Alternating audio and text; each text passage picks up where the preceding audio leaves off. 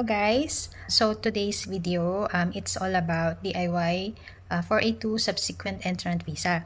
So ano ba yung 482 Subsequent Entrant Visa? Bale, ito yung mga dependents ng 482 visa, yung mga skilled worker na nasa Australia. Ngayon, ang maganda sa 482 visa is pwede mong isama yung family mo papuntang Australia.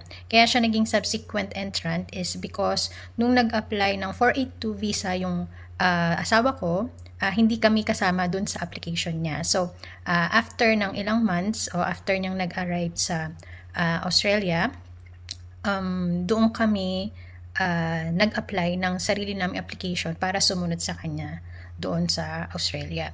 So, ang video for today is about DIY application for 482 Subsequent Entrant Visa. Ayan. So, a little backstory lang. Iyon nga, yung asawa ko is a 482 visa holder. So, nag-apply siya through agency. May kumontak sa kanyang agency and kinuha siya for sa trabaho.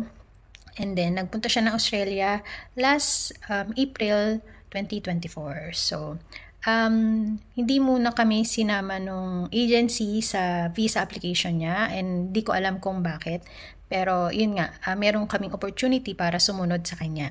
So, napag-usapan namin ng asawa ko, after 6 months, doon niya kami i-apply ng visa para makasunod sa kanya.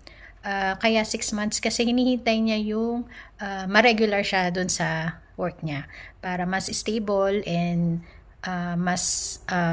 kumbaga meron na siyang bahay, alam niya na yung lugar, alam niya na kung paano mabuhay doon sa area niya, yung cost of living, so mas familiar na siya. So, yung transition namin pag pumunta kami doon is mas madali. Bakit nga ba namin napag-desisyonan na mag-DIY ng application? Unang-una, because of ng budget. And then, sa tingin ko naman, kakayanin namin mag-DIY kasi meron na din akong experience before sa visa application, pero that's another story. And then, yun nga, wala kaming pambayad ng agent's fee. So, kayo, depende sa inyo kung kaya nyo ba na mag-DIY or kung meron kayong budget, mag-agency na lang kayo para sa application nyo. So, for DIY application, madali lang bang mag-DIY application? Yes, madali lang siya. Pero, meron kayong dapat i-consider. Kaya ito yung mga tips for DIY application ng 482 Subsequent Visa. So first, kapag mag-DIY application kayo ng visa, kailangan meron kayong IMI account. So, yung IMI account, gagawa kayo dun sa website ng Immigration ng Australia. So, ilalagay ko yung link below. And then, nandoon naman yung information kung paano mag-create ng IMI account. So, ang kailangan nyo lang tandaan sa IMI account, ang information or ang holder ng IMI account is yung nasa Australia, which is the main applicant ng 482 visa. Kasi tayo, na subsequent entrant, is dependent lang tayo dun sa visa niya. So, ang main applicant is yung visa holder na nasa Australia. So, sila yung mag-create or kung pwede naman tayo yung mag-create, like me, in my case, ako yung nag-create ng IMI account, pero lahat ng information is dun sa asawa ko. So, yung email niya, email ad niya, yung name, at may hinihingi kasi information dun sa IMI account. Kailangan yung IMI account para magkaroon, doon kasi kayo mag-create ng application. So, nakapag-create na kayo ng IMI account, and then, ito yung mga tips ko sa kung gusto nyo mag-DIY application ng 482 Subsequent Visa. First, kailangan meron kayong time. Importante kasi to, especially kung hindi naman kayo mag-i-agent. So, nasa sa inyo na kung paano kayo mababudget yung time nyo sa paglalodge. Kasi yung paglalodge is hindi siya ganun kadali. Kailangan busisiin yung mabuti kapag naglalodge kayo. So, bakit ba importante yung time? Because of number 2, tip ko is research. So, pwede kayong sumali sa mga groups. Marami tayong FB groups sa Facebook kung saan may mga kapwa Pinoy or minsan mga foreigner, lalo na yung mga visa groups ng Australia. So, marami kayong makikita ng mga questions, tapos mayroong mga answers, may sumasagot ng mga kapwa natin visa lodgers. So, marami kayong matututunan dun sa mga FB groups. So, pwede rin kayo magtanong dun sa mga nagpo-post na lalo na yung mga successful na nagdi-DIY. So, kasi ako, ang ginawa ko, nag-message ako dun sa mga successful applicants na nag-DIY. And then, nagtanong-tanong ako sa kanila kung anong ginawa nila, ano yung requirements. And isa pang importanteng research is, syempre, yung website ng immigration ng Australia. Nandoon lahat yung kung anong klaseng visa i-apply mo, ano yung requirements, ano yung eligibility criteria, and magkano yung fees. So, nandoon lahat ng basic info. Ang third tip ko is checklist. So, gumawa kayo ng checklist ng mga requirements and also ng time frame, yung visa prices, etc. Maganda kasi meron kayong checklist para meron kayong guidance or guide kung paano nyo gagawin ang paglalodge nyo or yung application. 4 is to gather all the documents. So, importante ito kasi para pag naglalodge kayo, madali na lang yung pag-attach.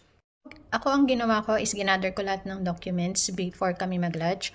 So, lahat ng documents, ginawa ko, in-scan ko. Sinigurado ko siya na malinaw or maayos yung pagkakascan and readable kasi importante yon kapag nag-a-attach na kayo ng documents. So, pagka-scan ko, nag-create ako ng folder sa laptop. And then, yung file name nung in-scan kong documents is inayos ko according dun sa requirements. Like, kunwari, pag birth certificate.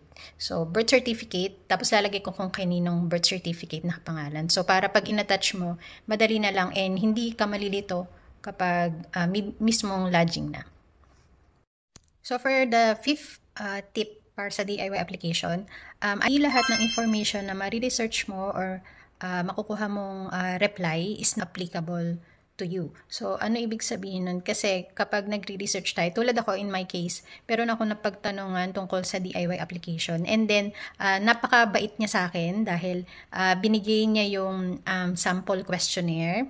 And then, may mga answers na din. So, meron akong na-notice na mga questions and answers na hindi applicable sa amin. Tulad ng tungkol sa health requirement sa visa application. Kasi yung dalawang anak ko is meron silang history ng pulmonary or primary TB nung bata pa sila. So, doon sa part na yon, syempre, kailangan kong maglagay ng sarili naming info.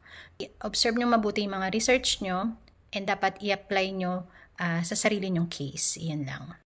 So, sa DIY application, after lodging, before nyo i-submit yung application nyo, i-double check nyo yung accuracy ng mga answers nyo dun sa question. So, kasi baka mamaya na-misread nyo or namalikmata kayo dun sa binasa nyo. So, double check your answers. Kasi kung ano yung sinagot nyo dun sa questionnaire, dun magbe-base kung ano yung mga requirements na hihingin nila sa inyo ng immigration. Also, check nyo rin yung accuracy ng mga documents na ina-attach nyo. Kaya importante na bago pa lang kayo mag-lodge is i-arrange nyo na yung nag-gather yung documents by file name saka dun sa folder. So, para hindi kayo malito, hindi kayo ma-rattle on the day na magla-lodge kayo. And of course, after submission, susunod na yung payment. So, sa payment, make sure na meron kayong enough fund para doon sa visa fee. So, makikita nyo naman doon sa website ng immigration kung magkano yung visa fees ng bawat person. Kasi may age bracket naman yon, saka kung anong klaseng visa yung babayaran nyo.